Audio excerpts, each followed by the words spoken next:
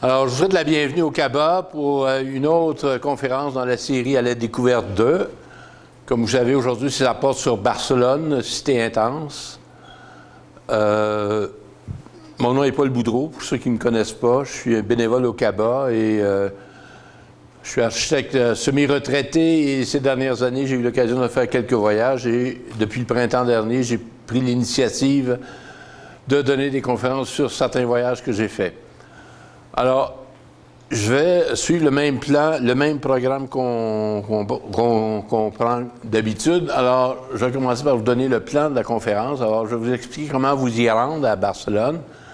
Ensuite, je vais vous expliquer pourquoi j'ai intitulé ma conférence « Cité intense ». On va parler de la géographie, de l'histoire. Ensuite de ça, on va passer à travers et visiter la plupart des bâtiments et sites emblématiques de Barcelone, tels que la Sagrada Familia, las Ramblas, la Boqueria, la Barceloneta. Ensuite, nous allons prendre une pause. Et finalement, nous allons visiter le quartier barigothique, le Palau de la Música Catalana, le parc Güell, le parc de la Ciutadella. On va quitter Barcelone temporairement pour aller visiter l'abbaye de Montserrat. Et au retour, je vous parle du boire et du manger à Barcelone. Pourquoi j'ai intitulé ma conférence? Ah oui, comment s'y rendre d'abord? OK. Il y a 2 vols quotidiens entre Montréal et Barcelone, direct, sans escale, qui prennent tous les deux 7h15 minutes. Il y en a un qui est offert par Air Transat à 674 $ et l'autre est offert par Air Canada à 769 $. Alors, vous avez le choix entre les 2 compagnies d'aviation, mais comme je vous dis, ça prend le même temps, le même trajet sans escale. Pourquoi j'ai intitulé ma conférence Cité intense? C'est que, d'abord, Barcelone, c'est une des métropoles, des grandes métropoles de l'Europe.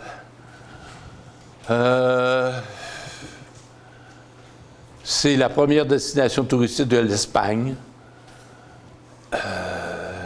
Et pour une très bonne raison, c'est que Barcelone est située entre la mer et la montagne avec un accès facile aux deux. De plus, Barcelone est dotée d'un climat méditerranéen, c'est-à-dire un climat qui est à peu près doux à l'année longue. Alors, il fait bon vivre à Barcelone. Mais c'est surtout parce que les gens de Barcelone sont des gens passionnés et intenses, qui ont produit des génies en peinture, comme si on pense à Picasso, à Miro, à Dali, en musique à Pablo Casals, à José Carreras, en architecture à Gaudi et Domenech, et c'est aussi le siège de la fameuse équipe mythique de football, Barcelona FC. Depuis 125 ans, le peuple catalan s'achemine dans une certaine direction qui est une quête d'autonomie plus grande. Alors, avec des avancées et des reculs pendant cette période-là, mais toujours soutenu par le peuple de façon solidaire dans sa marche vers possiblement l'indépendance. Alors, encore cette semaine, mardi dernier, il y a eu sur las Ramblas de Barcelone un défilé de 1 million de personnes en soutien au gouvernement catalan. Alors, voilà. Voilà. La Catalogne est située dans la partie... Est-ce qu'on peut revenir à la précédente, s'il te plaît? Alors, Barcelone est située dans la partie nord-est de l'Espagne. Elle est bordée au nord par les Pyrénées et au-delà des Pyrénées, c'est la France. À l'est et au sud par la mer Méditerranée et à l'ouest par le reste de l'Espagne. Bon, Barcelone est la capitale économique et administrative de la Catalogne. La Catalogne compte une population d'environ 7 500 000 personnes, soit un peu moins que le Québec, et le Grand Barcelone, 1 600 000 personnes. Barcelone se dit en catalan Barcelona. Les 2 langues officielles sont l'espagnol et le catalan. La très vaste majorité des gens sont de religion catholique. Et c'est ça. On voit le gros plan, la Catalogne. Alors, toute la zone verte qui s'échelonne le long de la mer Méditerranée est longue de 500 km. Et plus on s'en va vers la zone rouge, la zone rouge, ce sont les Pyrénées. Alors, c'est de plus en plus montagneux à mesure qu'on s'approche des Pyrénées.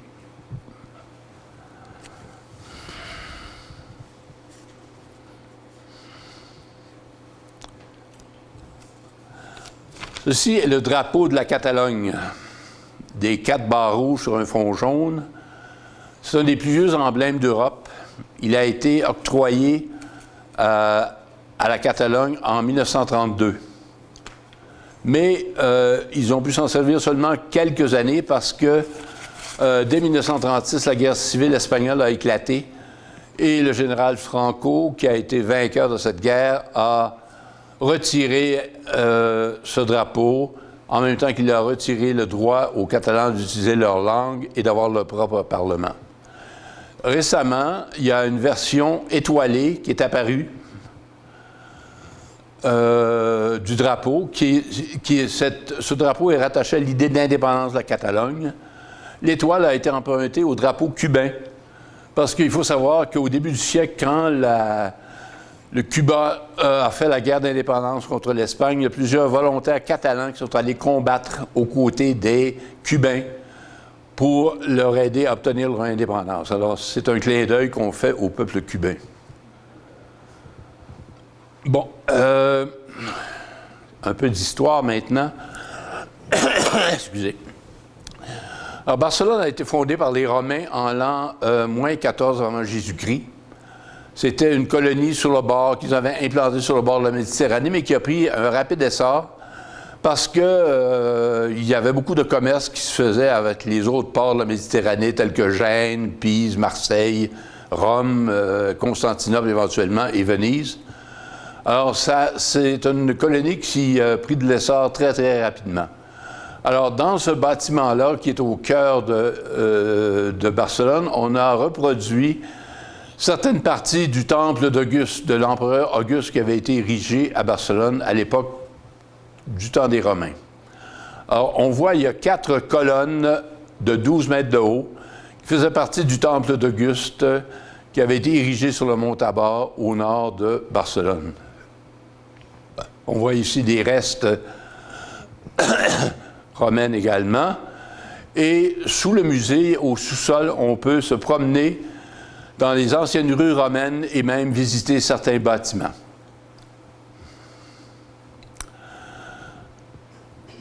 On va sauter quelques siècles et on va tomber au 20e siècle.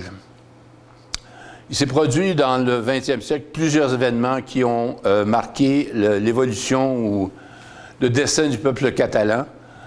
D'abord, comme je disais, en 1932, ils ont obtenu le droit d'avoir un drapeau, de parler leur langue, d'avoir leur propre parlement.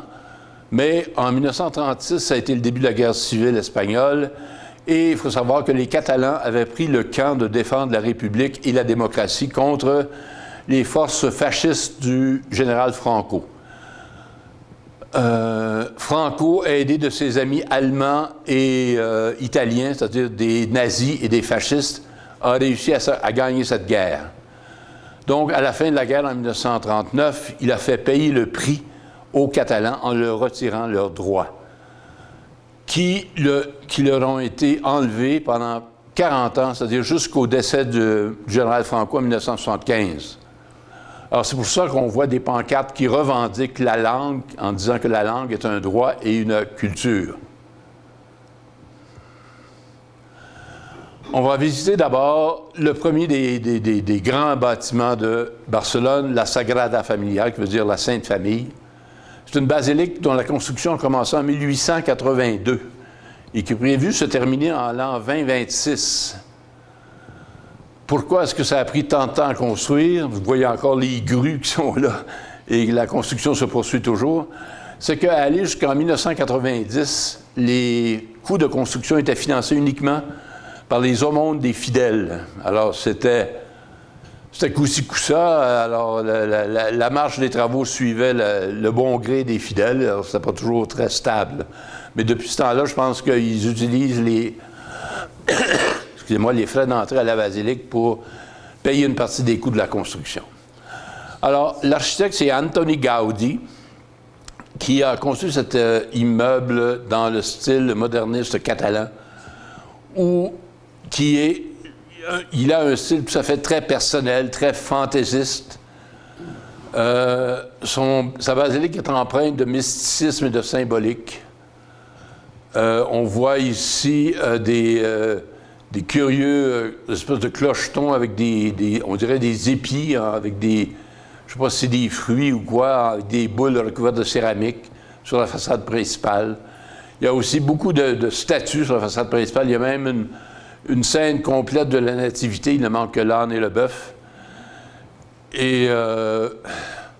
Mais quand vous entrez à l'intérieur, en tout cas, ma conjointe et moi, on était vraiment subjugués par la verticalité et l'élan qu'on sent vers le sommet, vers le ciel, si on veut, tellement que ma conjointe en avait l'eau aux yeux.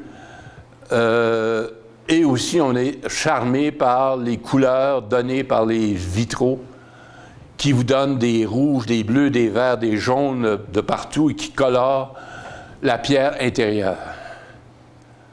Le toit est supporté par des colonnes légèrement inclinées qui peuvent ressembler à des arbres. Et en haut, à la mi-hauteur des colonnes, on voit des chapiteaux qui sont faits de forme ovale et qui sont recouverts de verre éclairé électriquement. Et de là partent des colonnes plus fines qui peuvent représenter les branches d'un arbre et qui vont supporter le toit. Excuse-moi, Paul, tu pourrais peut-être utiliser ton pointeur. Oui, d'accord. Oui, c'est vrai. Oui. OK. Alors, ici, vous avez le chapiteau, et là, vous avez les colonnes plus fines qui partent vers le toit. Vous voyez le nombre de colonnes et la hauteur qu'il y a dans cette cathédrale-là, c'est vraiment extraordinaire.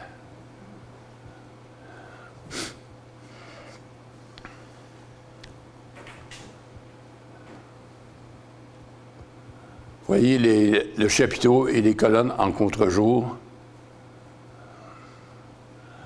Vous remarquerez que Gaudi a fait au plafond, si on veut, de la cathédrale, des motifs circulaires qui reprennent un peu la forme des rosaces dans les vitraux.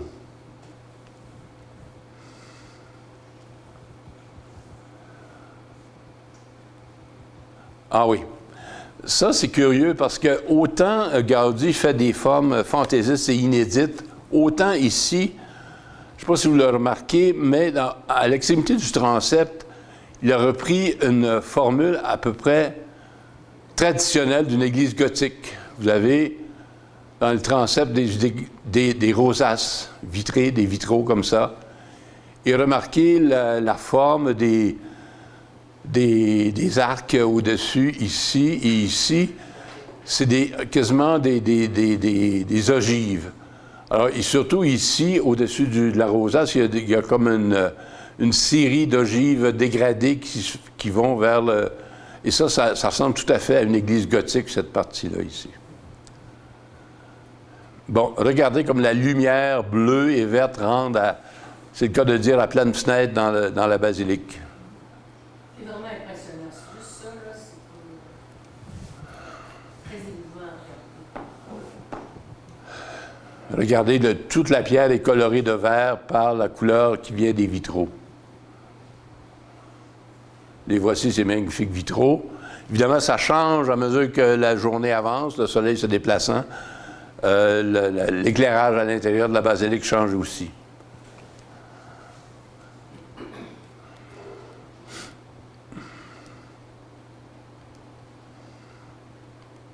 Ce sont toutes des couleurs pures et vraiment vibrantes.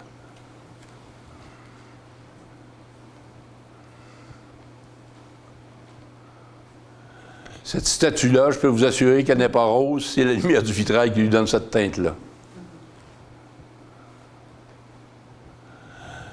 Gaudi, quand est venu le temps de faire un crucifix, il a demandé aux ouvriers sur son chantier d'essayer de prendre une position où il serait à l'aise sur la croix. Il ne les a pas crucifiés, évidemment, mais il leur a demandé d'essayer de trouver une position. Et c'est cette position-là qui a été le consensus des essais faits avec ces ouvriers. Alors, c'est comme ça qu'il a représenté le Christ sur la croix, parce qu'il croyait que c'était la position la plus susceptible d'avoir été adoptée par le Christ.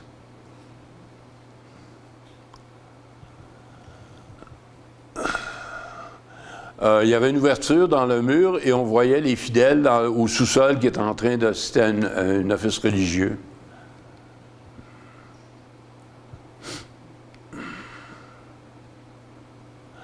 Les portes d'entrée principales sont toutes en bronze massif où sont gravés des extraits des Saints Évangiles. Bon, à l'arrière de la basilique, on voit, il y a encore là beaucoup de statues. Ici, on voit le baiser de Judas. Ici, on voit le Christ enchaîné à une colonne. Ici, on voit même une représentation complète du calvaire. Ici, ça représente ce qu'on dit dans l'Évangile. Jésus dit « Je suis l'alpha et l'oméga ». Alors, c'est-à-dire « Je suis le début et la fin du monde ». Ça, c'est l'alpha et ça, c'est l'oméga qui sont la lettre qui débute l'alphabet grec et qui la termine. Ici, on croit que Gaudi a voulu se représenter lui-même dans cette statue. Pourquoi on pense ça? Parce que d'abord, on voit que le faciès est plutôt angulaire, coupé carré, et aussi on voit sous les yeux, et ici, deux figures avec des stries comme ça, qui ressemblent drôlement à un rapporteur d'angle que les architectes utilisent à l'occasion. Alors, on croit que c'est ici que Gaudi s'est représenté lui-même. Ici, je vous montre quelques détails de construction sur le mur latéral que Gaudi a conçu, entre autres ces fenêtres qui sont des cercles placés en quinconce, un au-dessus de l'autre. Et aussi, sur un mur, une espèce de jeu en trompe-l'œil fait avec des briques. Et en voilà un autre. Bon, maintenant, on quitte pour aller se promener sur Las Ramblas, qui est un peu les Champs-Élysées de Barcelone. Alors, c'est une très belle et très longue avenue qui part ici de la Plaça de Catalunya, qui est le centre névralgique de la ville, et qui déambule finalement pour se ramasser à l'entrée du vieux port de Barcelone et sur le bord de la mer. C'est une voie très large, centrale, où les piétons peuvent circuler librement, et de chaque côté, il y a une voie pour les véhicules, et il y a des commerces, évidemment, tout le long. Et sur l'allée centrale où se promènent les piétons, il y a beaucoup d'arbres, comme vous voyez, et il y a aussi des kiosques où on vend des journaux et des fleurs. Ça, c'est à l'entrée de Las Ramblas. Vous voyez au sol, on a reproduit sur les pavés un bout d'une peinture de Juan Miró, le peintre barcelonais, qui est connu pour ses figures géométriques et colorées. Vous pouvez facilement trouver des restaurants dans ce coin-là, évidemment, sur Las Ramblas ou dans les rues adjacentes. Ici, on a pris une petite rue adjacente où on se retrouvait rapidement sur une belle place à côté d'une église où il y avait des marchands qui vendaient des gravures d'art. Il y avait même une gitane qui s'époumonnait. Il y avait aussi une touriste québécoise qui attendait impatiemment d'être servie. C'est là qu'on a mangé, je dirais, pas les meilleurs, mais nos premiers vrais bons tapas. C'était extraordinaire. On a été chanceux parce que la table à côté où on voit les chaises en osier, c'était des tables d'un autre restaurant où eux servaient les tapas comme dans une cafétéria déjà tout près. Tandis que nous, le restaurant était de l'autre côté de la place, donc un peu plus lent à servir, mais on a eu vraiment des tapas extraordinaires dans cette place-là. Entre autres, des poivrons grillés, là, comme jamais j'en ai mangé dans ma vie. On est de retour sur Las Ramblas et on voit une ancienne fabrique de parapluies où le propriétaire avait décidé d'afficher son commerce en décorant la façade avec quelques parapluies. Et on voit sur le coin du bâtiment, il y a un parapluie ici et un fanal supporté par un genre de dragon ici. Et voici un joli coin vitré d'observation sur le coin d'un bâtiment. Là, on passe devant le grand théâtre du Liceu, qui est la grande maison d'opéra de Barcelone, réputée mondialement, où se sont déjà produits des chanteurs barcelonais comme Montserrat Caballé et José Carreras.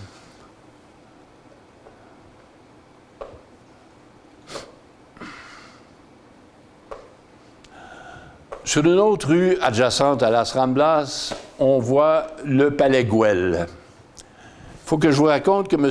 Eusebi Güell était un grand et richissime industriel catalan qui avait fait fortune dans les textiles. Et au début du siècle, il engagea l'architecte Gaudi, qui faisait la Sagrada Familia, pour lui faire sa résidence qu'il voulait construire dans le centre-ville de Barcelone. Alors, il avait acquis ce terrain qui n'était pas très grand, qui était seulement 5000 pieds carrés. Alors, Gaudi n'avait pas d'autre choix que de construire la résidence en hauteur. Alors, voilà, on peut passer, OK. Alors, au rez-de-chaussée et au sous-sol, ce sont les fonctions réservées aux chevaux et aux voitures de la famille.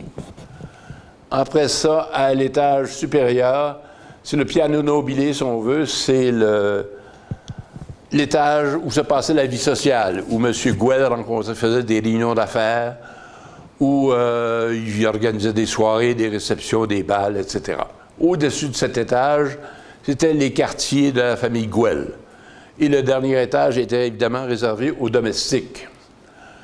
Comme il n'y avait pas de cours ou de terrain au niveau du sol, Gaudi a fait le choix d'aménager le toit en terrasse, qu'il a parsemé de 20 cheminées, tout aussi fantaisistes les unes que les autres, recouvertes de céramique, qui servent soit de bouche d'aération ou de puits de lumière pour les étages d'en dessous. Bon, vous prenez une autre petite rue transversale et vous arrivez à la Plaça Reial, qui est la place royale de Barcelone.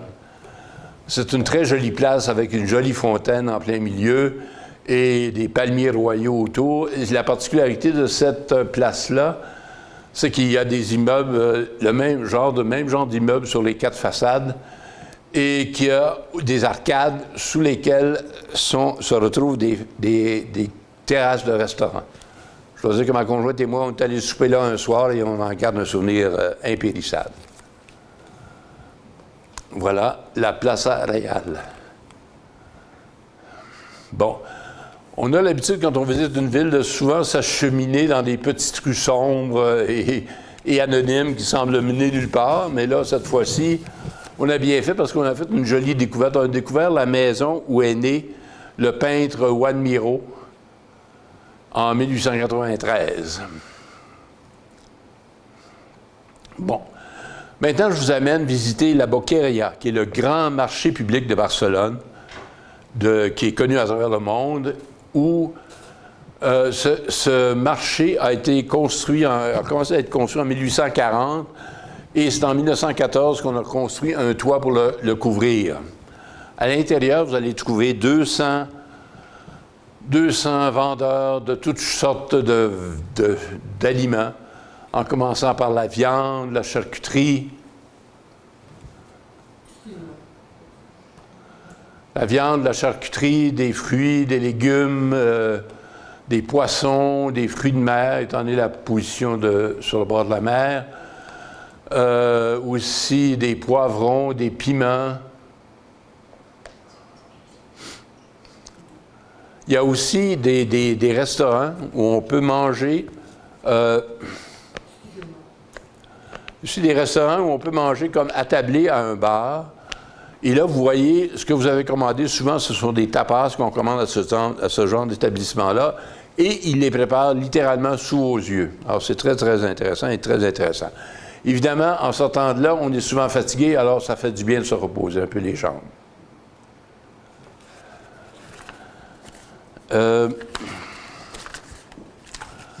La Ramblas aboutit au vieux port de Barcelone, comme on voit le bâtiment ici. Il faut dire que le port de Barcelone, ça a longtemps été le quartier malfamé de la ville. parce que c'est là qu'habitaient les marins et les pêcheurs. Et c'était rendu, à la fin, c'était rendu presque un bidonville. Alors, il a été démoli pour faire place à des installations, des infrastructures nouvelles dans le domaine du tourisme, du sport, de la culture et de la santé. D'autant plus qu'en 1992, la ville de Barcelone a reçu les Jeux olympiques. Alors, il y a une partie des installations sur le bord de la mer qui ont été construites à ce moment-là. Alors, on voit, il y a un port, il y a un marina pour les voiliers, les yachts. Il y a aussi beaucoup de bateaux de croisière qui s'arrêtent à Barcelone. Et en plus, on a construit un genre de boardwalk, de promenade surélevée qui part de Las Ramblas et qui longe tout le port et la Barceloneta, qui est la plage de sable fin qui est longue de 4 km. C'est vraiment un atout incroyable pour la ville de Barcelone parce qu'on peut partir à pied du centre-ville et se rendre sur le bord de la mer à la plage et se baigner. C'est vraiment incroyable. Bon. Alors, on va prendre la pause ici, si vous permettez, et au retour, je vous parle du quartier Barigotique. Alexis, c'est un petit gars très actif, toujours souriant. C'est un petit garçon qui a beaucoup d'énergie, donc des jeux pour lui, c'est important pour dépenser de l'énergie. Il aime beaucoup, il y a les jeux d'eau qu'il aime, aller jouer au hockey-ball, aller faire du vélo avec les amis. Il y a le soccer aussi qu'il aime beaucoup. Alexis, c'est un garçon très enjoué, fonceur, très ordonné. Ces petites autos, il sait tout ce qu'ils sont. Tu vas lui demander telle petite auto ce qu'elle est, puis il va te le dire tout de suite. C'est vraiment remarquable, même. C'est un petit garçon qui ne veut jamais déplaire. Un jour, je voulais monter sur le tracteur à gazon. Le chauffeur m'a pas vu et les lames ont coupé ma jambe. On a appelé l'ambulance, puis on a monté, nous autres, à un hôpital le plus proche pour les soins d'Alexis, là. Tu sais, j'ai toujours essayé, là, ma devise a tout le temps été « la vie doit rester le plus normale possible ». Alexis a toujours continué ses activités.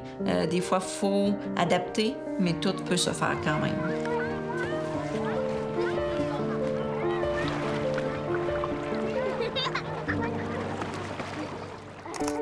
L'Association des amputés de guerre, c'est rien que du bien.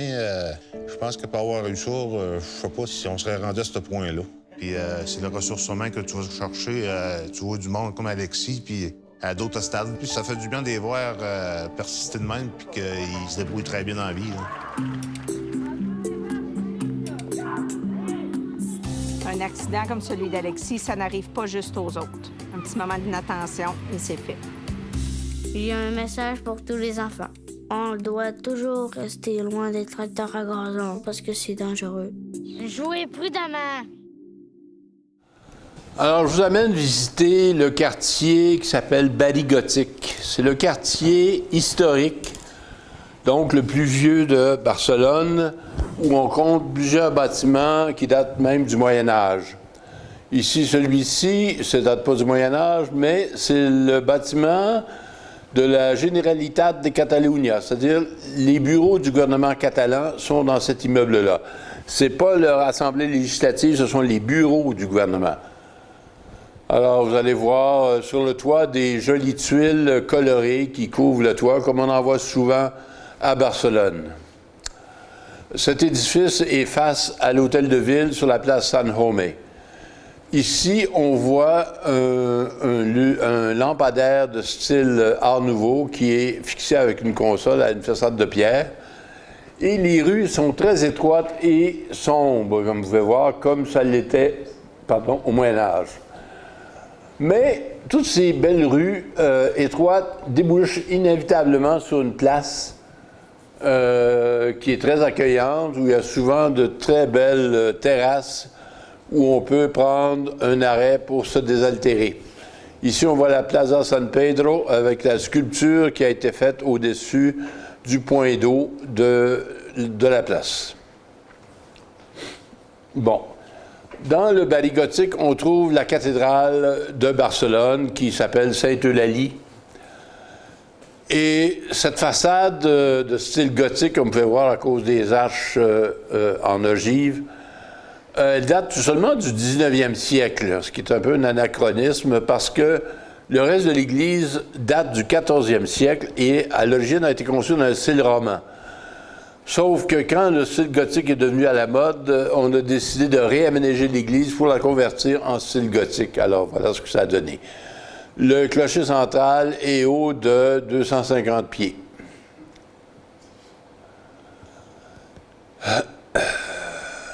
Bon. Il y a le palais épiscopal, qui est la résidence de l'archevêque, qui est juste à côté de la cathédrale. Et monsieur l'archevêque, quand tu veux aller dire sa messe à la cathédrale, il utilise cette passerelle, cette jolie passerelle au-dessus de la rue. Bon, je vais vous montrer maintenant des différentes photos que j'ai prises en faisant le tour de la cathédrale de Barcelone.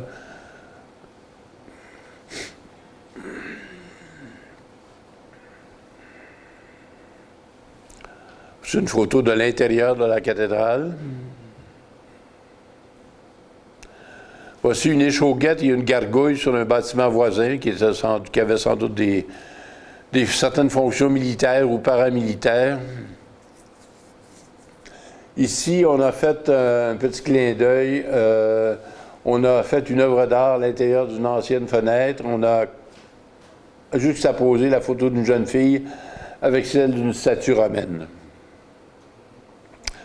Ici, voici un joli ouvrage de ferronnerie sur le toit, une partie du toit de l'église. Et admirez la délicatesse de ce tympan en pierre au-dessus d'une des entrées latérales de la cathédrale.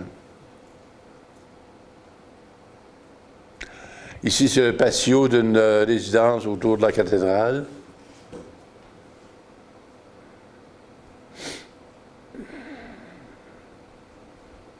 Ici, je pense que c'est une boîte aux lettres qu'on a mis dans un mur de pierre.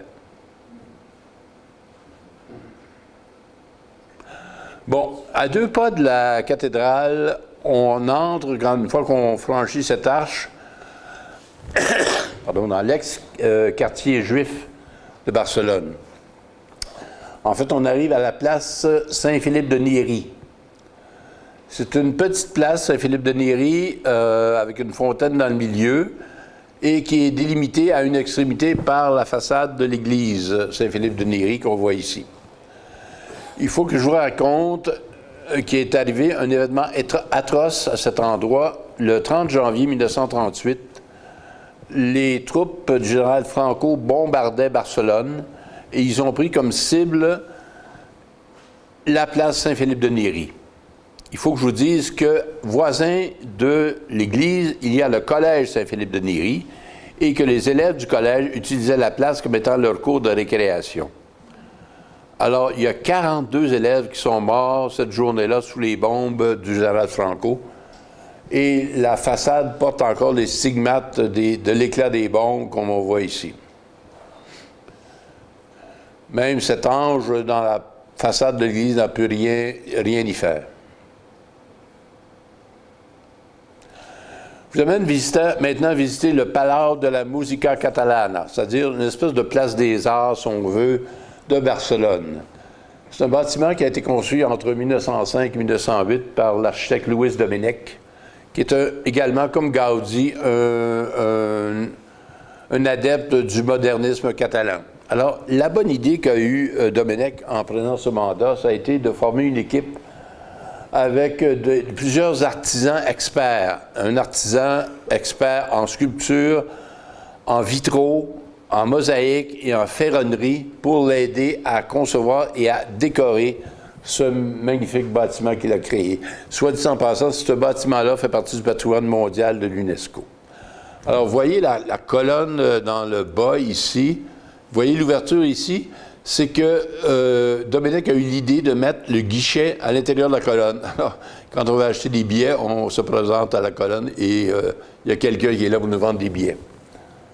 Alors, admirez les mosaïques sur les colonnes, qui sont toutes différentes les unes des autres, les sculptures sur les chapiteaux des colonnes, sur la balustrade, c'est vraiment de toute beauté. Et il y a quelques années, on a décidé de faire un agrandissement parce qu'on se trouvait un peu à l'étroit dans ce bâtiment-là qui date quand même de plus d'un siècle. Alors, on a les architectes qui ont été engagés ont créé ce merveilleux mur vitrail, ce mur rideau, où on a inscrit Palau de la Musica Catalana et qui délimite l'ancien bâtiment de la cour intérieure où se trouvent des terrasses où on peut manger et boire. Ici, ça fait partie de l'agrandissement également. Vous remarquerez que c'est fait dans un ton sobre et on n'a pas voulu porter ombrage à l'œuvre originale de Dominique.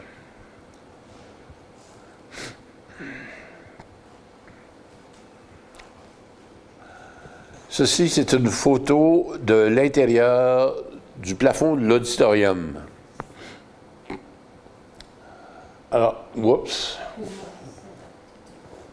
Alors, vous voyez ces colonnes, encore là, recouvertes de céramique et qui, rendues à leur chapiteau, s'étendent et forment des éventails au plafond. Et tout ça, c'est joliment décoré et sculpté. Ceci...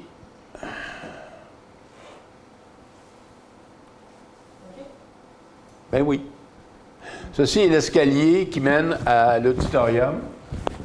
Alors, encore là, je vous ferai remarquer, regardez la délicatesse des vitraux dans ce mur-là, les mosaïques sous la volée de l'escalier, la sculpture des colonnes, des barottins, les luminaires qui sont des œuvres extraordinaires de ferronnerie. Alors, tout ça, ça fait un bel ensemble. Il faut dire qu'à l'époque, il y avait en Angleterre un mouvement qui s'appelait Arts and Crafts, qui visait à inciter une meilleure collaboration entre les architectes et les artisans. Ce mouvement s'est même répandu même jusqu'aux États-Unis, où l'architecte Frank Lloyd Wright en a adopté dans plusieurs de ses bâtiments. Alors, ici, à Barcelone, Dominique a donc eu une bonne idée, je pense, de s'entourer de cette équipe d'artisans. Ici, on voit la vue de l'intérieur de l'auditorium. Cet auditorium a quelque chose unique. C'est le seul auditorium en Europe qui est éclairé avec la lumière du jour. Vous voyez, vous avez des fenêtres à 1 niveau, 2 niveaux, même 3 niveaux. Et même la coupole, ici, le jour est éclairé par la lumière naturelle et le soir, elle est éclairée électriquement. Bon. L'auditorium peut contenir 2000 personnes. Il a été conçu pour donner des spectacles de musique instrumentale et de chant. Mais maintenant, il sert à toutes sortes de spectacles. Ma conjointe et moi, on est allés pour le spectacle de flamenco. Alors, vous voyez, admirez la coupole ici au-dessus de la scène. Il y a un orgue ici, évidemment, à l'extrémité. Mais remarquez le vitrail, vous allez voir des photos de plus près. Regardez la richesse de ce vitrail, de cette coupole en vitrail. Vous allez voir une photo prise en dessous qui va donner ceci. C'est vraiment une splendeur. OK. Bon, maintenant, je vous amène au parc Güell. On n'a pas fini avec M. Güell, on a vu son palais. Maintenant, M. Güell avait une autre idée pour faire travailler son architecte favori, M. Gaudi. Il voulait créer une cité-jardin pour loger de ses ouvriers à son usine de textile. Alors, il a passé la commande à Gaudi de construire une cité-jardin avec 60 maisons dessus et une chapelle. C'était un homme très religieux, M. Güell. Et il a acheté un terrain un peu au nord du centre de la ville qui commence à être dans les collines et largement boisé, comme vous pouvez voir. Alors ça, c'était au début du 20e siècle. Rendu en 1914, les coûts de construction avaient explosé et M. Güell, il dit « J'arrête le chantier là parce que j'ai plus les moyens de le payer ». À ce moment-là, il n'y avait que 4 maisons de construites, plus la plateforme, la place publique que Gaudi a voulu créer sur cette magnifique plateforme surélevée qui est supportée par des colonnes doriques et qui est le point de rencontre, qui devait être le point central de la cité-jardin. Alors, on voit, la plateforme est bordée par le plus long banc sinueux au monde qui délimite la plateforme par rapport, pour empêcher les gens de tomber en bas. Et ces bancs-là sont recouverts évidemment de céramique, comme dans plusieurs des œuvres de Gaudi. C'est un endroit merveilleux où les gens adorent se rencontrer. Vous allez voir que Gaudi a fait un usage abondant de la céramique parce que la céramique est un matériau imperméable qui ne laisse pas pénétrer l'eau, donc qui protège les murs de pierre, par exemple, de l'usure du temps. Il a aussi utilisé beaucoup de formes rondes et ondulantes pour essayer de marier sa construction excusez-moi, avec l'environnement naturel. Vous voyez encore là, c'est tout recouvert de céramique, donc ça protège bien le mur de pierre des intempéries. Et certains qui vont trouver que ça ressemble à une maison de Schtroumpf, je leur donnerai pas tort.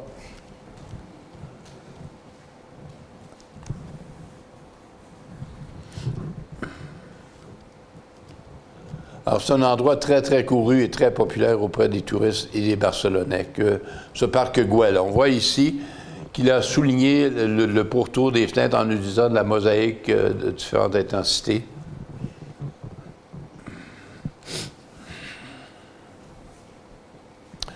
Après cette visite, j'ai eu l'occasion de rencontrer M. Gaudi lui-même et on a posé ensemble devant un de ses dessins de la Sagrada Familia. Et entre architectes, on a échangé comme ça, on s'est tiré la pipe un peu, mais pas plus que ça. Ça a été très, très cordial.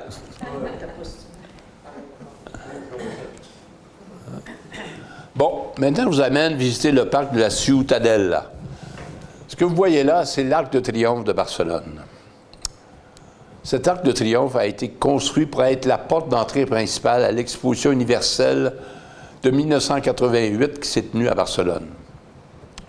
Alors, construite dans le style moderniste catalan, cet arc de triomphe, haut de 100 pieds, est fait en briques rougeâtres, comme vous pouvez le voir, et la frise, les sculptures au sommet sont en pierre calcaire.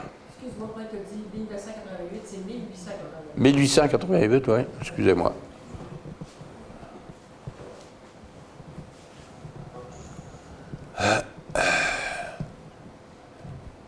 Et voilà, on a fait un joli agencement de jeux de briques, un peu comme Gaudi s'est amusé à faire à la Sagrada Familia.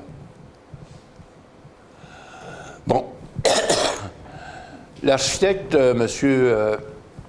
Fenestré, qui a conçu le parc de la Ciutadella, c'est un parc qui mesure 17 hectares quand même, en plein cœur de Barcelone. Il y a une partie qui est occupée par le zoo de Barcelone, le reste c'est le parc. Si ça s'appelle de la Ciutadella, c'est que ça a déjà été autrefois une citadelle, donc une place forte militaire. Et quand il a aménagé ce parc, il a aménagé de très larges avenues, il y a une piscine, une fontaine monumentale, il y a 2 lacs artificiels, il y a un petit boisé, et il y a des statues et quelques bâtiments dans le parc de la Ciutadella. Là, on voit la fontaine monumentale qui est agrémentée de toutes sortes de jets d'eau, de dragons qui crachent de l'eau, de cascades, de sculptures, de chevaux dorés. C'est vraiment la totale.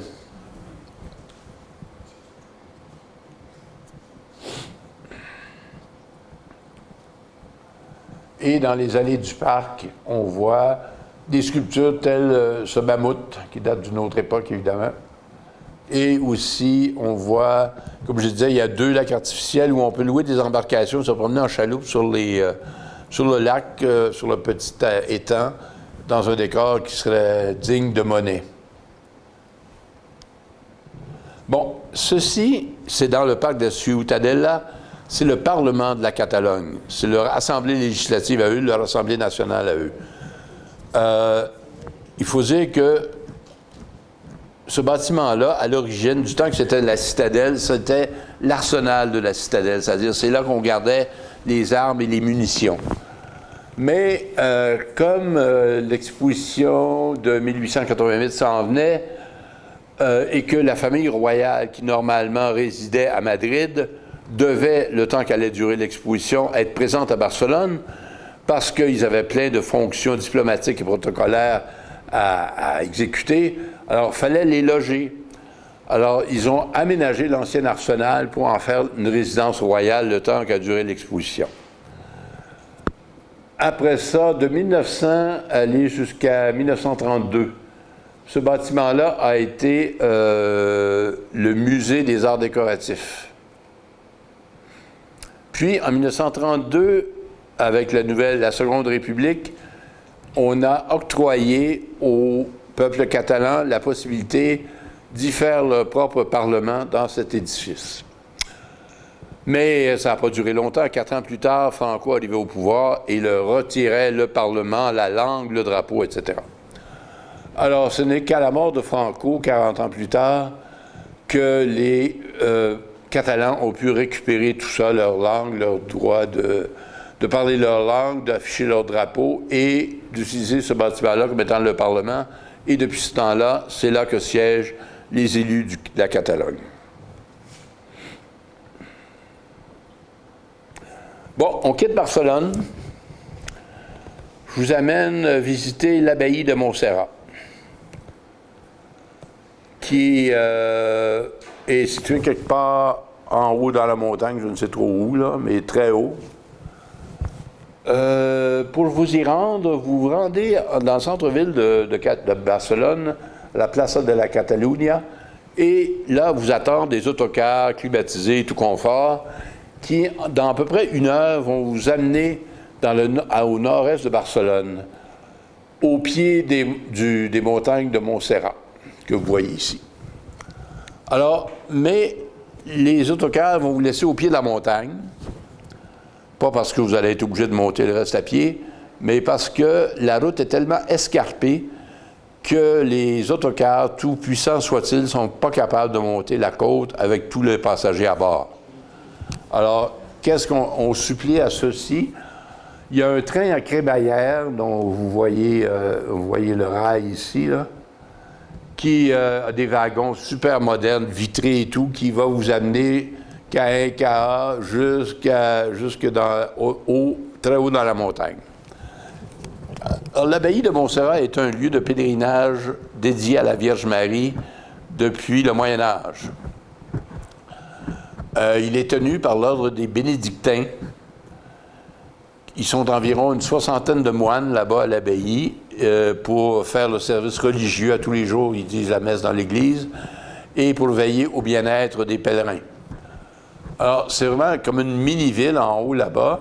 Il y a des hôtels pour les pèlerins, il y a une grande cafétéria, il y a tous les services, le bureau de poste, etc.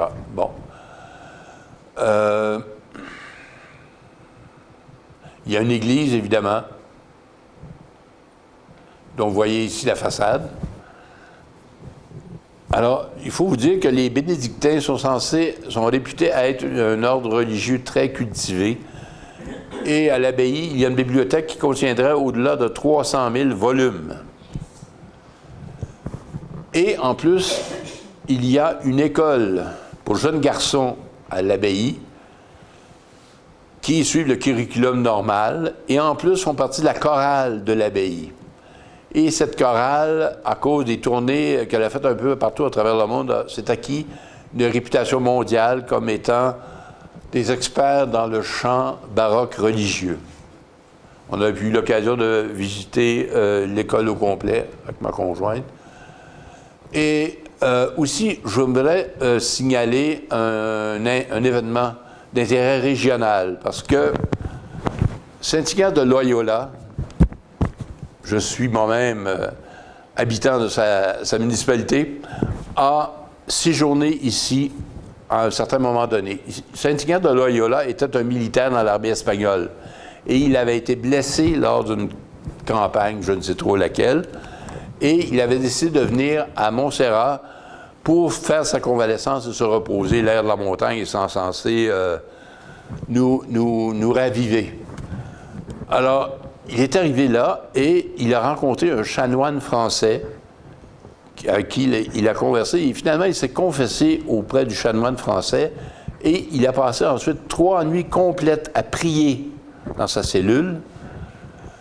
Au bout de ces 3 nuits-là, il a décidé qu'il s'en était fini la carrière militaire, qu'il voulait passer le reste de sa vie à promouvoir l'œuvre de Dieu. Alors, c'est quelque temps après qu'il a fondé la Compagnie de Jésus, selon le modèle militaire, et les Jésuites qui en sont sortis se font appeler les soldats du Christ. Alors, voilà. Alors, il a passé quelque temps ici à l'abbaye de Montserrat.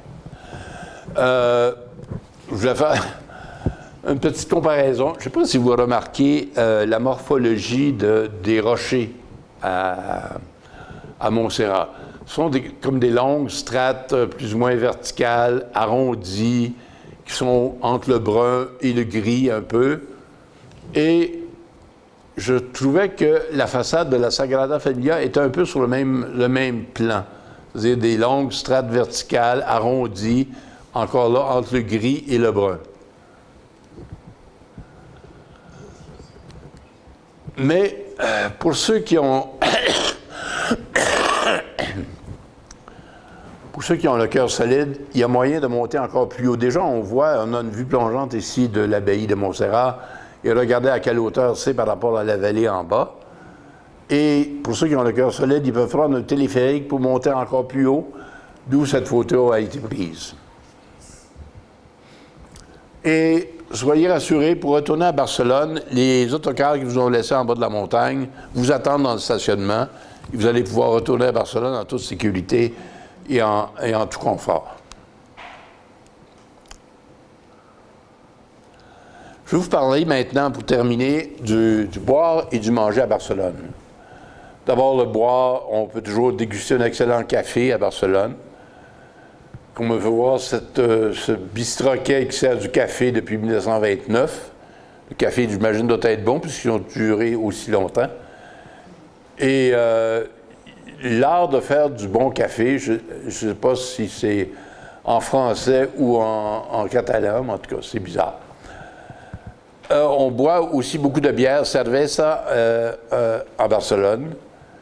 Mais surtout, on produit dans la région le vin pétillant qui s'appelle le cava. Le cava, c'est un peu le champagne de la Catalogne. On peut s'en procurer ici à Berthier. Il est commercialisé sous le nom de Freixenet ou Codorniu. Pour parler de la bouffe, quoi de mieux que de retourner à la Boqueria, où on voit ici des étalages de jambon ibérique à différents prix. Le prix, évidemment, varie selon la grosseur du jambon, mais aussi selon la façon dont les porcs sont élevés. La catégorie supérieure, ce sont des porcs qui sont élevés en pleine liberté et qui mangent des châtaignes à longueur de journée. J'ai remarqué qu'il y avait un jambon qui demandait 556 €, c'est-à-dire 830 $ canadiens pour le jambon. C'est très prisé en Espagne et en Catalogne. Bon, ici, vous voyez un étalage de noix et de cachou et de tout. Ici, un étalage de bonbons à la Boqueria. Bon. Si vous avez faim dans le milieu de la journée, pourquoi pas vous commander un petit cornet fait de jambon, de tranches de jambon ibérique avec des cubes de fromage. C'est très soutenant. Ou, pour déjeuner, vous pouvez demander des chucos, qui sont des petites pâtisseries frites avec farcies de crème pâtissière, ou vous commandez une omelette aux champignons.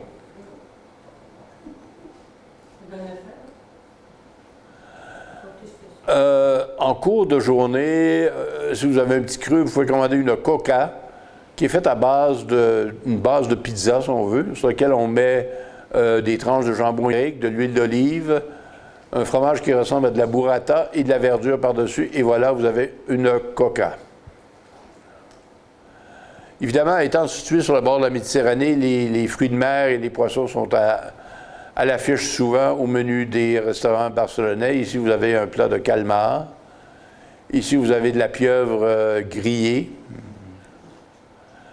que vous pouvez accompagner d'aubergines frites ou de patatas bravas, qui sont des pommes de terre tranchées de façon irrégulière et nappées de sauce tomatée assaisonnée d'ail, d'oignon, de poudre de cayenne et de paprika. Vous pouvez également manger un riz noir, un arroz negro, qui est noirci à l'encre de sèche avec une écrevisse et quelques bigorneaux. Ça ressemble un peu à la paella. Pour dessert, je ne saurais trop vous recommander de commander des churros, qui sont ces bâtonnets de pâte frite qu'on trempe dans le chocolat fondant. Et aussi une crema cataluna, qui est l'équivalent de la crème brûlée des Catalans, si on veut, où la crème est remplacée par du lait épaissi avec la fécule de maïs et aromatisé à la vanille. Bon, je vous ai parlé au début de la conférence que les Catalans étaient des gens intenses, mais ce sont aussi des gens qui ont le sens de l'humour et qui savent se détendre.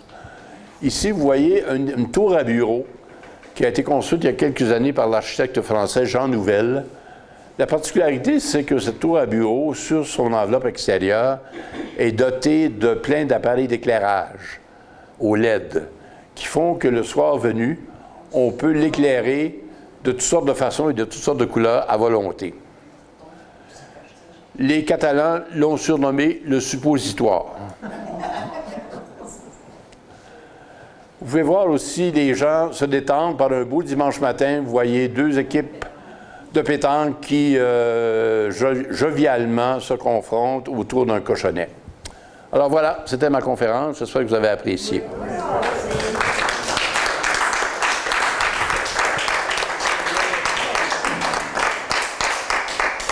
Est-ce qu'il y en a qui ont des questions ou des commentaires?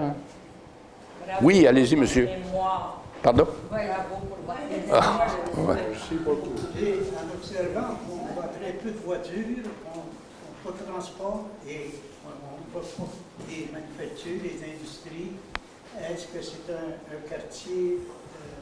Ben, c'est un quartier touristique, un quartier résidentiel et touristique. Il n'y a pas d'usines là. Les usines sont plutôt en banlieue. Oui, dans la vaste banlieue, oui. OK. D'autres questions ou commentaires? Non. Pardon? Ça, c'est le tourisme.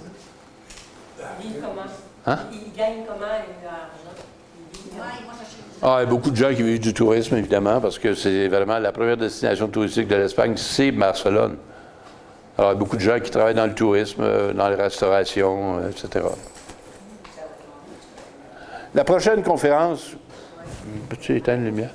Ça va porter sur Malte. Je suis allé à Malte en 2011. Il y a très peu de gens qui connaissent Malte. Peu de gens savent même où c'est situé. Je ne vous le dirai pas tout de suite. Je vais vous laisser venir. C'est un petit archipel de 8 îles, dont 4 sont habitées, qui est au cœur de la Méditerranée. Et la particularité, moi, pour la raison, la première chose qui m'a fait l'appeler mystérieuse, c'est qu'il y a 95% de la population qui est catholique. Mais, en même temps, ces mêmes 95% de gens parlent arabe. C'est assez particulier. Et Malte a connu une histoire rocambolesque, étant donné, en tout cas, c'est une histoire de pirates et de chevaliers, là. J'ai plein d'anecdotes à vous raconter sur les chevaliers et les pirates qui ont vécu à Malte. Alors voilà, si ça vous intéresse, revenez le 11 octobre.